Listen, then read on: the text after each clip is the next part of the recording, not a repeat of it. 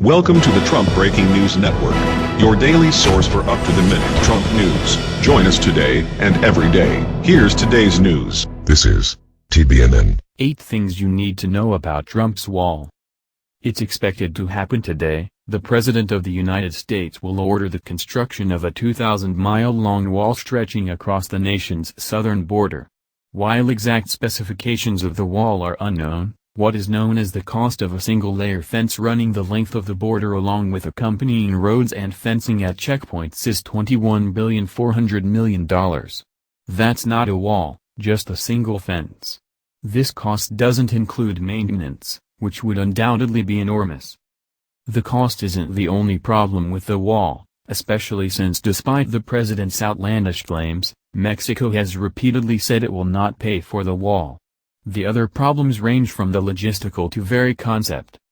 It's unnecessary. Apprehensions of aliens crossing the southern border are at their lowest levels in more than 40 years. In fact, in recent years, more Mexicans are leaving than coming.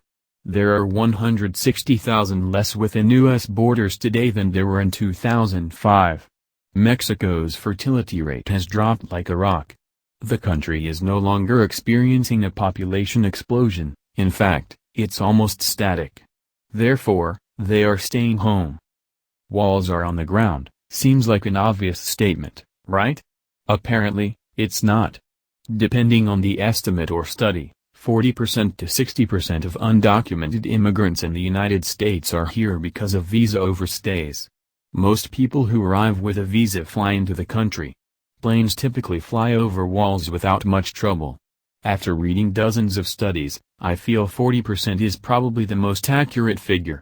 Trump's anti-immigration centerpiece doesn't address almost half of undocumented immigrants. Walls are on the ground, yes, again. Walls are on the ground.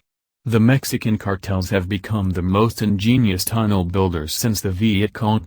They're already using them to defeat drones. Remember that the $21 billion figure is for building a fence, not a massive wall that runs 20 feet underground. Even if it did, 21 feet isn't really that much deeper. So instead of non-violent Mexicans walking across the border, they will now enlist the help of the smuggling cartels, who will be happy to meet this new demand. The United States learned nothing from the war on drugs. If there is a demand, it will be filled. The profits go up, and the money becomes a motive to murder law enforcement who get in the way. Walls and fences can be breached, as an immigration officer stated. As an ICE officer, I visited the wall along the San Diego and Tijuana border, and saw portions blasted by smugglers only to be rebuilt over and over again on the taxpayer's dime. How many times would Trump try to rebuild his multi-billion-dollar wall? Once? 10 times? Historically speaking, border walls don't work. Even the Great Wall of China didn't actually work.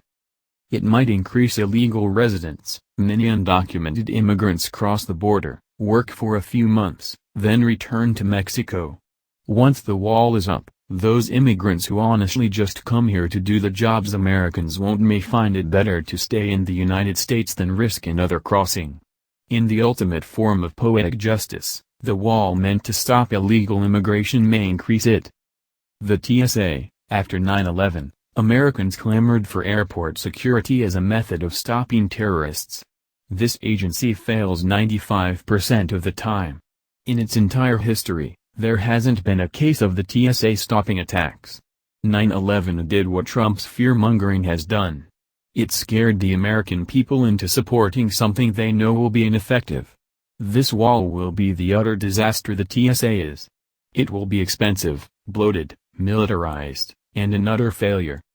Freedom. Walls have two sides. Just as the TSA was supposed to help protect you from those who hate you for your freedoms but then morphed into a grossly invasive federal agency with almost no accountability, the wall and the militarized presence that must accompany it will be turned on you. The American people were sold by recycled slogans from the 80s and the nostalgia of a president who spoke as if the Cold War was still happening. He told Americans what to be afraid of and they were. He packaged and sold a concept that is false. He sold Americans on living in Fort Freedom. The problem is the only difference between a fort and a prison is which side of the door locks. That's the news. Join us here every day. Be sure to subscribe and click the bell. See you next time. This is TBNN.